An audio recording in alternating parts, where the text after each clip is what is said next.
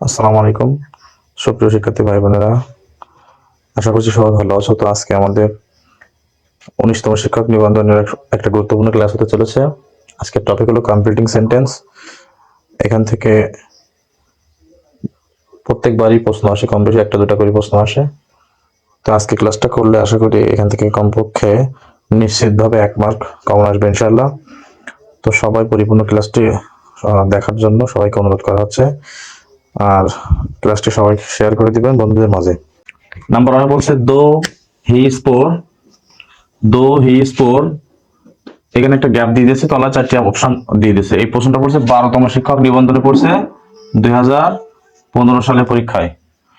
তো ঠিক আর একটা প্রশ্ন এখান থেকে পড়ছে hardly had we reach the school. এটাও 12তম শিক্ষক নিবন্ধন পড়ছে 2015 সালে। তো আমরা দেখলাম একই সালে কমপ্লিটিং সেন্টেন্স থেকে দুইটা প্রশ্ন দিয়েছে এখানে। তো আমরা প্রশ্ন থেকে নিয়মগুলো আমরা একটু খুঁজে নেই, যাতে আমাদের খুব সহজ হয়। আমরা বেশি নিয়ম করবো না, বেশি বেশি যে নিয়মগুলো আমাদের দরকার এবং পরীক্ষায় যেখান থেকে প্রশ্ন বারবার রিপিট হয়। তো প্রথম প্রশ্নটা আমরা অ্যান্সার করার আগে নিয়মটা একটু জেনে আসি আমরা, তাহলে আমরা অ্যান্সার এখান থেকে সহজে পারবো। তো প্রথমে আমাদের যে নিয়ম সেটা হলো এখান থেকে এই যে দো অলদো যদি কোনো বাক্যে থাকে, দো অলদো মানে হলো যদিও, দো অলদো মানে যদিও। এরপরে একটা সেন্টেন্স থাকবে এবং পরবর্তী অংশটা আমাদের এই সেন্টেন্সের যে অর্থ প্রকাশ করবে, পরবর্তী অংশটা এই যে বিপরীত অর্থবোধক একটা বাক্য লেখা লাগবে। এবং এই দো অলদো এর একটা হলো কনজাংশন। তো একটা বাক্যে আমাদের এখানে কমপ্লিটিং সেন্টেন্সে একটা বাক্যে একটাই কনজাংশন আমরা ব্যবহার করতে পারবো। কনজাংশন যদি বাক্যের প্রথমে থাকে তাহলে ভেতরে কোথাও কনজাংশন বসবে না। আর কনজাংশন বলতে আমরা সেই সমস্ত শব্দকে বুঝি যে শব্দ দ্বারা দুটো বাক্যকে যুক্ত করা হয়। সেটা বাক্যের প্রথমে বসতে পারে অথবা বাক্যের মাঝখানেও বসতে পারে। তো যদি আমাদের কোনো সেন্টেন্সের প্রথমে কনজাংশন বসে যায় তাহলে আর ভেতরে আমরা কোথাও কনজাংশন ব্যবহার করতে পারবো না।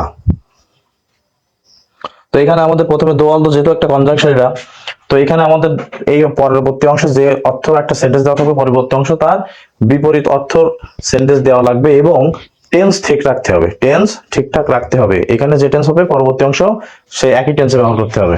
তো এখানে আমাদের বলছে দো হি ইজ পোর, এখানে আমাদের দেখলাম যে এখানে প্রেজেন্ট টেন্স আছে, তাহলে আমাদের ওপাশটাও প্রেজেন্ট টেন্স ব্যবহার করতে হবে। তো আমাদের এখানে অপশনগুলোর ভিতরে সবগুলোই প্রেজেন্ট টেন্স দেওয়া আছে, একটা পাস্ট টেন্স, তার মানে আমরা এটাকে আগে বাদ দিয়ে দেবো।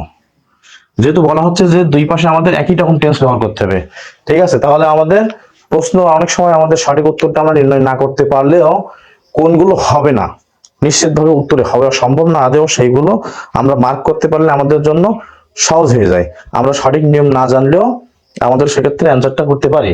তো আমি এখানে যেটা বলছি যে প্রথমে আমাদের দুই পাশে টেন্স আমাদের একই রকম হওয়া লাগবে। তো এখানে যেহেতু প্রেজেন্ট টেন্স আছে, তাহলে তিনটা অপশন দেখলাম যে প্রেজেন্ট টেন্স আছে, একটাতে পাস্ট টেন্স, তাহলে ওইটা আমরা আগে বাদ দিয়ে দিলাম।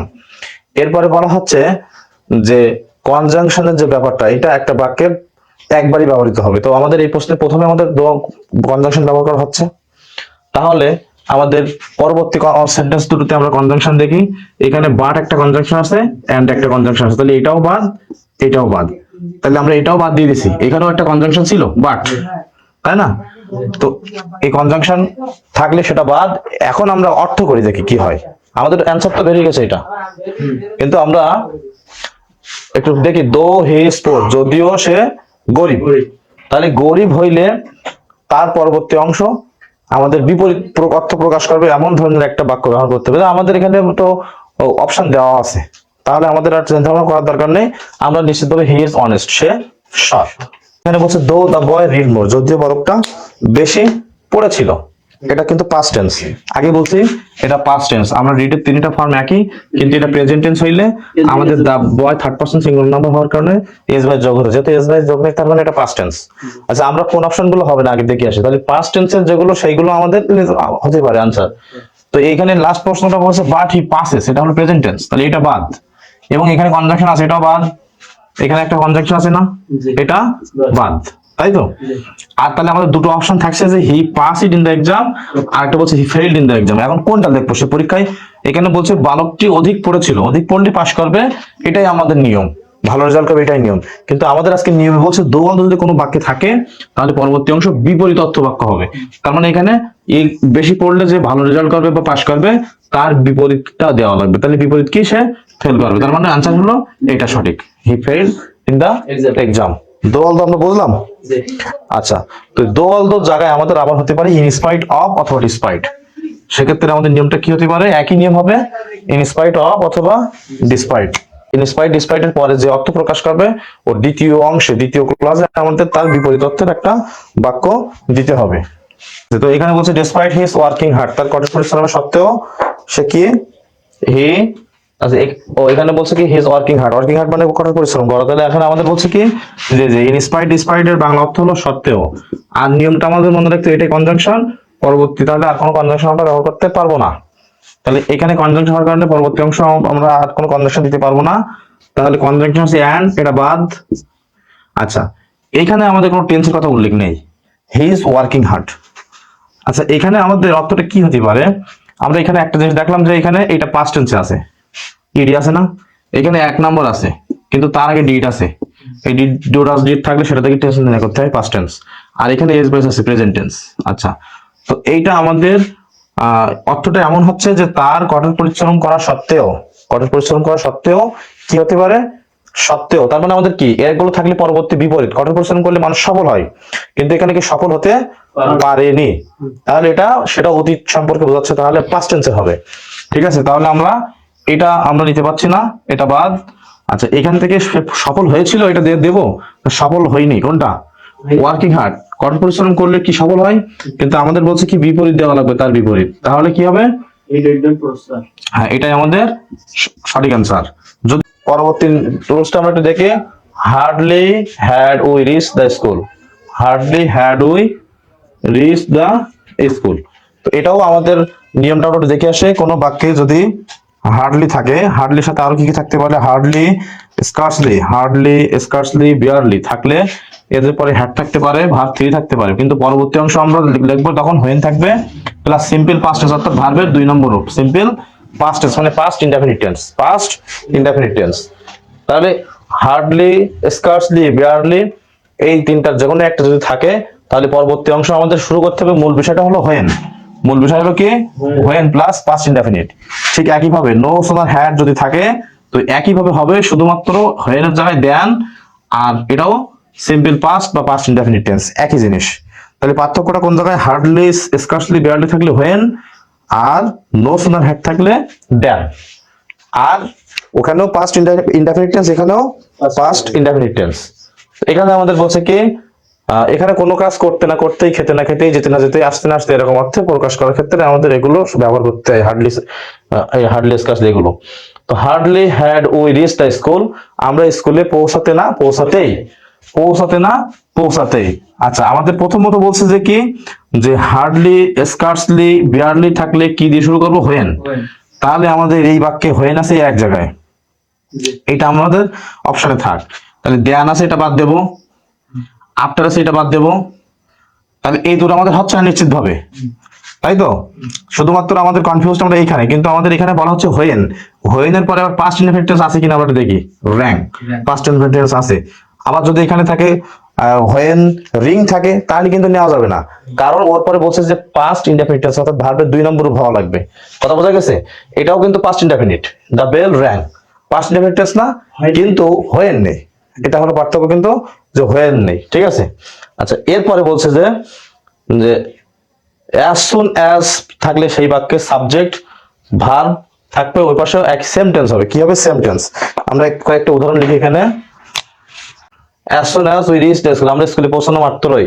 তো as soon as যদি থাকে কোনো বাক্যে, তার 2 অংশে একই রকম টেন্স হবে, 2 অংশে একই রকম টেন্স হবে। এখানে আমরা আরেকটু খেয়াল করি, হার্ডলি বা নো সোনার থাকলে এখানে যেমন বলছিল হোয়েন বা দেন দিয়ে শুরু করতে হবে, এখানে কিন্তু আমাদের কিছু বলিনি, এখানে সরাসরি বলেছে যে এখানে একটা কমা আমাদের প্রশ্ন থাকতে পারে, আমাদের তো কোনো কিছু লেখা লাগতেছে না এখানে, জাস্ট আমাদের সঠিক যেটা সেটা আমাদের বৃত্তপাত করলে হচ্ছে। তো এখানে আমাদের এই অংশে যে টেন্সটা হবে, পরবর্তী অংশে আমাদের সেই একই রকম টেন্স ব্যবহার করতে হবে। তো as soon as এর পরবর্তী অংশ যদি প্রেজেন্ট টেন্স হয়, তাহলে আমরা তার পরের অংশটা প্রেজেন্ট টেন্স করব। as soon as যদি পাস্ট টেন্স হয়, এই অংশ পরবর্তী অংশটা আমরা পাস্ট টেন্সে করব। তো এখানে আমাদের আছে কি, এখানে আমাদের আছে কি দেখি, আমাদের as soon as এর পরে কি আছে? এখানে কিন্তু সেই হ্যাড নাই কিন্তু। তাহলে as soon as we reached, verb কত নাম্বার? 2 নম্বর, এটা verb 2। we reached the school, তাহলে আমাদের বলিছে যে এই অংশে যে ভার্ব হবে ওই অংশে আমাদের সেই একই রকম টেন্স ব্যবহার করতে হবে। তাহলে এটা ভার্ব টু, আমাদের ভার্ব টু কোন জায়গায় আছে? এখানে ভার্ব টু আছে, তাই না? এখানে ভার্বের সাথে আইএনজি যোগ আছে, ঠিক আছে, সরি এইটা। তাহলে এখানে আমাদের কি আছে? ভার্ব টু আছে, এখানেও ভার্ব টু আছে। তাহলে ভার্ব এইটা ভার্ব টু নেই, এখানে আইএনজি আছে, এটা আমরা আগে বাদ দিয়ে দেবো। আর এখান থেকে আমাদের এখানে ভার্ব টু আছে, এটা নিতে পারি, এটা নিতে পারি, এটাও নিতে পারি, বাট কিন্তু আমাদের এখানে বলা হচ্ছে যে এখানে যখন হোয়েন বা দেন বলছিল, এখানে কিছু বলিনি, তাহলে আমাদের এখানে হোয়েন আছে, এটা আমরা নেব না, বাদ। এখানে দেন আছে, এটাও বাদ। তার মানে আমাদের অ্যান্সার কোনটা? এই যে প্রথমটাই অ্যান্সার, দা বেল র‍্যাং। ঠিক আছে, একই প্রশ্ন কিন্তু আমরা একটু আগে হলো এখানে দিয়েছিলাম নো সুনার হ্যাড, তখন অ্যান্সার হয়েছিল কোনটা? তখন কিন্তু এইটা হয়েছিল অ্যান্সার, তাই না? কারণ তখন দেন দিয়ে শুরু করতে হবে নো সুনার হ্যাড থাকলে, কিন্তু অ্যাজ সুন অ্যাজ থাকলে দেন হয় কিছুই হবে না, সরাসরি এ পাশে যে টেন্স ওই পাশেও সেম টেন্স হবে। ওকে, দ্বিতীয় নাম্বার আছে ভার্ব টু হলে এই পাশে আমাদের কি হবে? উড প্লাস ভার্ব ওয়ান, এটা অ্যান্সার। এটা পড়ছে, এই প্রশ্নটা পড়ছে হলো 12তম, এটা পড়ছে হলো স্কুল পর্যায় 2, অর্থাৎ ইন্টারমিডিয়েট পাশে যারা তাদের জন্য, জুনিয়র শিক্ষক পদে ইবতেদায়ী আর কি। আচ্ছা, এর পরের কোশ্চেনটা আছে একটা নতুন নিয়ম। এদের প্রথম অংশ যদি ভার্ব ওয়ান হয়, পরবর্তী অংশ হবে ভার্ব টু অথবা ওয়ার। ভার্ব টু অথবা ওয়ার, প্রথম অংশ যদি ভার্ব টু হয়, পরবর্তী অংশ হলো হ্যাড প্লাস ভি থ্রি অথবা হ্যাড বিন। তাহলে আমাদের কি হচ্ছে? As if, as though, as it were. As if, as though, as it were, এদের প্রথম অংশ যদি ভার্ব ওয়ান হয়, পরবর্তী অংশ ভার্ব টু, ঠিক আছে। আর প্রথম অংশ যদি ভার্ব টু থাকে, তাহলে পরবর্তী অংশ কি হবে? Verb had plus verb three অথবা হ্যাড বিন, ঠিক আছে। এই প্রশ্নটা পড়ছে 12তম, স্কুল পর্যায় 2, এটাও ইন্টারমিডিয়েট পাশে যারা আবেদন করে তাদের জন্য পড়ছিল, এটাও 15 সালে পড়ছে। He speaks as if you are a mad. You are a king. He knew everything.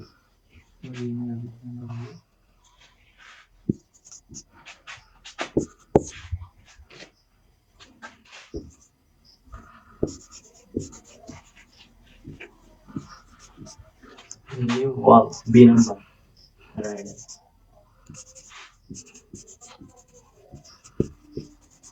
অ্যানসারটা কি হবে এখান থেকে? He speaks as if, he speaks as if. আর 1 আছে, ভার্ব 2 হবে পাশে, তাহলে আমাদের 2 আছে বি নম্বরে। এখানে ভার্ব কত কি আছে? 1 আছে না এটা? তাহলে এখানে কি হবে? ভার্ব 2 কোনটা আছে? নিউ। নিউ, নো নিউ না, এটাই হবে। আর এখানে আছে ভার্ব 1, এটা বাদ। এখানে আছে হ্যাড প্লাস ভি থ্রি, তাহলে এটা হতে গেলে আমাদের এই পাশে হওয়া লাগবে ভার্ব 2, কিন্তু আছে 1 নাম্বার। এই প্রশ্নটা যদি আমাদের এখান থেকে হয় স্পোক দিয়ে দেয়, স্পোক, তখন আমাদের অ্যান্সার কোনটা হবে?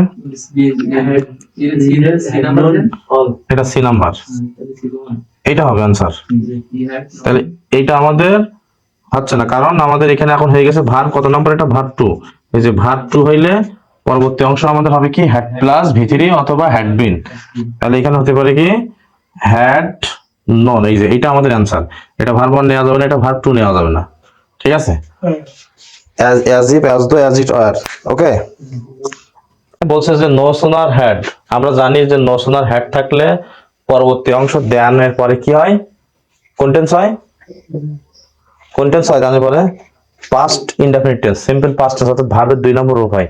কিন্তু এখানে আমাদের দিয়ে দিয়েছে ভার্বের 1 নম্বর রূপ। এখন কি করতে হবে তাহলে? এখন আমাদের ওইখানে যখন 1 নম্বর দিয়েছে, তখন আমাদের এই পাশে 1 নম্বর কোন জায়গায় খুঁজতে হবে।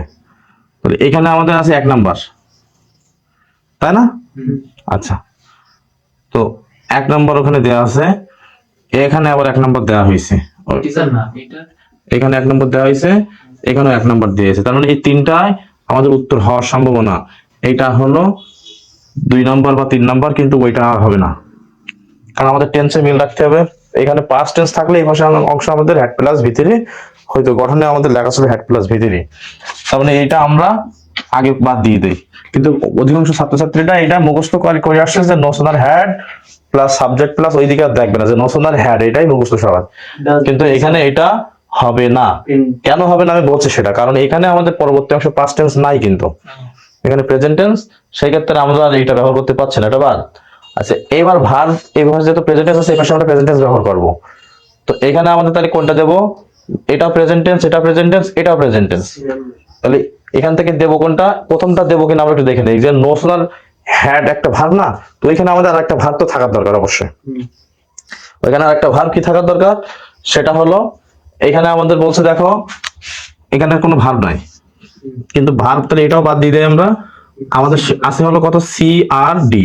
তো এইখানে আমাদের সেম প্রশ্ন, এক জায়গায় আছে ডু আর এক জায়গায় আছে ডাজ। এখন কোনটা নেব, এটা নেব না, কারণ subject third person singular number হলে সেখানে হলো বসে হলো ডাজ।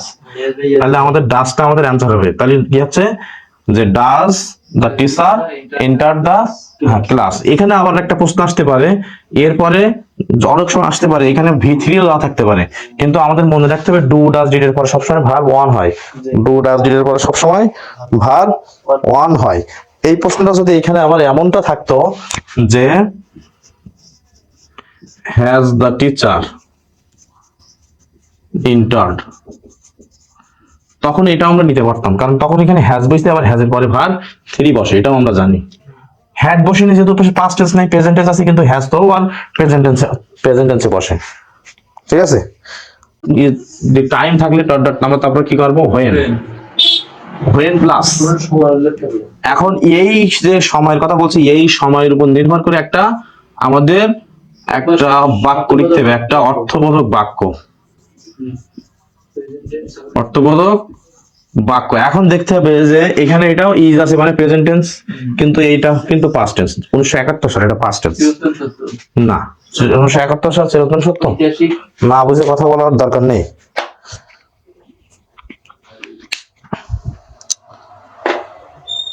তো আমাদের বিষয়টা হলো যখন এরকম থাকবে তখন আমরা কি করব, হোয়েন দিয়ে শুরু করব, এবং তারপরে কি লিখবো, আমাদের এখানে যে সময়টা দেওয়া থাকবে ওই সময়ের উপর নির্ভর করে যে এই সময়ের সাথে অ্যাডজাস্ট হয় কোন মানে অর্থটা, সেটা আমরা লিখতে পারি। তো 1971 ইজ দ্য ইয়ার, এই প্রশ্নটা আমরা যদি এখানে অ্যান্সার থাকে তখন আমরা লিখতে পারি। আমাদের বলছে হোয়েন থাকবে এবং তারপরে অর্থবোধক আমাদের বাক্য লিখতে হবে। অবশ্যই আমাদের 1971 সালে এই সময়টা কোন টেন্সে বোঝাচ্ছে আগে বুঝতে হবে, কোন সময়, এটা বর্তমান, অতীত, পাস্ট টেন্স, তাই না? পাস্ট টেন্স যখন হচ্ছে তখন আমরা এখান থেকে পাস্ট টেন্সের বাক্য আছে কোনটা, was। আচ্ছা এখান থেকে আমাদের অনেক ক্ষেত্রে আবার অনেকে এটা দেখতে পারে যে বর্ন, এটা আমাদের পাস্ট টেন্সে মানে আছে ভার্বটা, বা পাস্ট পার্টিসিপল আমরা বলতে পারি। কিছু কিছু শব্দ আছে যেগুলো পাস্টেও যা পাস্ট পার্টিসিপলও থাক, এক্ষেত্রে আমাদের বোঝার উপায় সেটা পাস্ট না পাস্ট পার্টিসিপল সেটা আমরা বুঝবো বিভার্ব, আই মিন অক্সিলারি ভার্বের পরে যদি ওই ভার্বটা থাকে তখন সেটা হলো পাস্ট ফর্ম হবে, পাস্ট পার্টিসিপল হবে। কারণ আমরা জানি অ্যামিজার অজারের পরে ভার্বের সাথে আইএনজি যোগ হয় সাধারণত, কিন্তু আইএনজি না হলে সেই ভার্বটা হয় হলো ভার্বের 3 নম্বর রূপ। তো এখানে আমাদের ইজ বর্ন বলতে বোঝায় হলো ইজ প্রেজেন্ট টেন্স মানে প্রতিনিয়ত যে কাজটা হয়, তার মানে আমাদের বাংলাদেশ জন্মগ্রহণ করে, বাংলাদেশ জন্মগ্রহণ করে, যেমন সে খেলা করে, খেলা করে মানে কি প্রতিনিয়ত খেলা করে না, তাহলে বাংলাদেশ জন্মগ্রহণ করে এরকম প্রতিনিয়ত জন্মগ্রহণ করে, এরকম একটা অর্থ হয়ে যায়। প্রথমটা যদি আমরা ধরি তাহলে ওটা আমরা ধরতে পারছি না। পরবর্তীটা হলো হোয়েন বাংলাদেশ যখন জন্মগ্রহণ করেছিল। এই প্রশ্ন থেকে হোয়েন বাংলাদেশ বিকেম পাস্ট টেন্সে, বিকেম ফ্রিডম, স্বাধীন হয়েছিল বাংলাদেশ, বলতে পারি কিনা? তাহলে আমাদের অ্যান্সার হতে পারে কি, বিদাকটা, এটাই হলো অ্যান্সার। তো আমাদের যদি তলার প্রশ্নটা আমরা লিখি তখন কি হতে পারে, 10 PM is the time when we go to school, we go to bed, we went to bed। এই তিনটা অ্যান্সারই থাক, ওপরে দুইটা সঠিক, তাই তো? আচ্ছা 10 PM is the time, তাহলে উপরে দুইটা আমাদের present tense, when we go to school আর when we go to bed, একটা স্কুল আর বেড, এটা তো না মনে গেলে কি সমস্যা। আর when we went to bed এইটা একটা দেওয়া আছে পাস্ট টেন্স, এটা একটা দেওয়া আছে পাস্ট টেন্স, তাই না? তো এখানে বিষয়টা আমাদের বুঝতে হবে যে আমরা স্কুল দেবো না বেড দেবো, এখানে যথেষ্ট পার্থক্য আছে। স্কুল কিন্তু আমাদের বুঝতে হবে 10 এর পর কি দেওয়া আছে, PM মানে কি রাত না দিন, রাত্রে আমরা সাধারণত কেউ স্কুলে যাই না, তাই না? আমি কি করি এটা কিন্তু বিষয় না, সবাই যেটা করে সেটা কিন্তু বিষয়। তাহলে অনেকে বলতে পারে আমি রাত 10টার সময় খেলাও করতে পারি, আমি স্কুলেও যাইতে পারি, সেটা আমার ব্যাপার। কিন্তু এখানে নিজেকে কেন্দ্র করে কোনো বিষয় না। তাহলে এখান থেকে আমরা কোনটা নেব, যে এটা পাস্ট টেন্স নিতে পারবো। when we went to bed, আমরা বেডে গিয়েছিলাম, একবারই শেষ। গিয়েছিলাম রাত 10টা। এখানে যেহেতু প্রেজেন্ট টেন্সের কথা বলতে যাচ্ছে, এখানে এখানে যেমন 1971 সালের কথা বলছে, তবে সময়টা ছিল হলো অতীত, ভার্বটা ছিল প্রেজেন্ট, তাই না? সেই ক্ষেত্রে আমরা পাস্ট টেন্স ব্যবহার করছিলাম, কিন্তু এইখানে আমাদের বর্তমানে এই সময়টা কিন্তু পাস্ট না। জানিস প্রতিদিন আমরা রাত 10টার সময় কি করি, স্বাভাবিকভাবে বেডে বেডে যাওয়া বলতে কি ঘুমোতেই যাওয়া আর কি। তাহলে সেক্ষেত্রে কি হতে পারে, when we go to bed, আমরা তখন বেডে যাই। কারণ সিন্স বলতে যখন বোঝায়, যখন। সিন্স বলতে যখন। এর আমাদের দুটো পার্ট থাকতে পারে অ্যাজ ইফের মতো। এখানে ভার্ব 1 হতে পারে, ভার্ব 1 অথবা have plus V3। Have plus V3 যখন হবে এই পাশে, তখন আমরা ব্যবহার করবো ভার্ব 2। আর এই পাশে যখন ভার্ব 2 থাকবে, তখন এই পাশে আমরা ব্যবহার করবো হ্যাড প্লাস V3। একটু খেয়াল করো সবাই। তাহলে সিন্স যদি থাকে তাহলে আমরা কি করবো, তার প্রথম অংশ আমরা খেয়াল করবো ভার্ব 1 আছে না হ্যাভ প্লাস V3 আছে, কোনটা? হ্যাভ বা হ্যাজ হতে পারে। এখানে হ্যাভ আর হ্যাজ একই জায়গায় ব্যবহৃত হয়। তাহলে এইখানে আমাদের কি হতে পারে, সিন্সে প্রথমে যদি এখান থেকে হয় পরবর্তী অংশে এটা লিখবো, অথবা পরবর্তী অংশে যদি পাস্ট টেন্স অর্থাৎ ভার্ব 2 থাকে, এই অংশ তাহলে আমরা কি লিখতে পারি, এই অংশে যদি ভার্ব 2 হয় পরবর্তী অংশে আমরা কি লিখতে পারি, হ্যাড প্লাস V3। আবার ওই পাশে হ্যাড প্লাস V3 থেকে যদি এই পাশে গ্যাপ দিতে, তখন আমরা কি করব, ভার্ব 2 ব্যবহার করব। ওকে, তো আমি এখান থেকে একটা প্রশ্ন তোমাদের, it is many years since. তো এখানে দেখো সিন্স আমাদের এই যে নিয়ম, এই নিয়মের পর তাহলে আমরা খেয়াল করবো আগে ভার্ব কই, যে ইজ আছে না এখানে, তাহলে কি এটা ভার্ব 1, এম ইজ আর ভার্ব 1, ওর পাস্ট হচ্ছে ওয়াজ হয়, তাই না? ভার্ব 2 তে হলো ওয়াজ হয়। তো এখানে আমাদের কি আছে, ভার্ব 1। তাহলে পরবর্তী অংশ আমরা কি লিখতে পারি, ভার্ব 2। তো ভার্ব 2 কি কোন জায়গায় আছে আমরা দেখি, এটা হলো ভার্ব 1। মিট MEE এটা হলো ভার্ব 1। আর তাহলে ভার্ব 1 এটা আমরা নিতে পারছি না, হেল্প আছে এটাও ভার্ব 1, এটাও নিতে পারছি না। আচ্ছা, এখানে MET একটা ই হলে তখন ভার্ব 2, এইটা না, এটাও আছে। এখানেও এটাও আমাদের একটা ই আছে, এটাও একটা ই আছে। তাহলে এইটা ভার্বের 2 নম্বর না, এটা ভার্বের 2 নম্বর, কোনটা? হ্যাঁ, আমাদের আমি যে একটু আগে বলছিলাম যে একই রকম ভার্ব যদি আমাদের ভার্বের 2 নম্বর আর এবং 3 নম্বর একই রকম রূপ হয়, সেই ক্ষেত্রে 2 নম্বর এবং 3 নম্বর বাছাই করার উপায় হলো 2 নম্বর যখন বসবে বাক্যে, সেই বাক্যে একটাই ভার্ব ব্যবহৃত হবে, একটাই ভার্ব ব্যবহৃত হবে। কিন্তু 3 নম্বর ভার্ব ব্যবহৃত হওয়ার আগে সবসময় একটা করে অক্সিলারি ভার্ব থাকবে সবসময়। সেটা অ্যামেজার হতে পারে, অজার হতে পারে, হ্যাভ হ্যাজ হতে পারে, হ্যাড হতে পারে, যে কোনো একটা। তাহলে এখানে দুটো ভার্ব আছে, তার মানে এটা অবশ্যই তাহলে 3 নম্বর। তাহলে আমরা 3 নম্বর কি নিতে পারবো, এখানে 3 নম্বর নিতে পারবো না, 3 নম্বর নিতে পারবো না। তার কারণ আমাদের এই পাশে ভার্ব 1 আছে, তো আমাদের নিয়ম ফলো করতে এটা ভার্ব 2, সেটা হলো এইটা অ্যান্সার। ওকে, যদি এখানে আমাদের প্রশ্নটা এমন থাকতো ওয়াজ, It was many years. তখন কি হতো, তখন আমাদের অপশন এখানে চেঞ্জ করতে হতো। এখানে অপশন থাকতে হলো হ্যাড প্লাস V3, ঠিক আছে? তখন কিন্তু এখানে এইটা বা ওইটা এটা ব্যবহার করতে পারবো না, কারণ এখানে আমাদের ভার্ব 2 হয়ে গেছে। এখন পরবর্তী অংশে আমরা তাহলে কি করব, হ্যাড প্লাস V3 ব্যবহার করতে হবে। ক্লিয়ার? তো আগামী ক্লাসে আমরা বাকি পার্টটা আলোচনা করব। আজকে এই পর্যন্তই ক্লাস।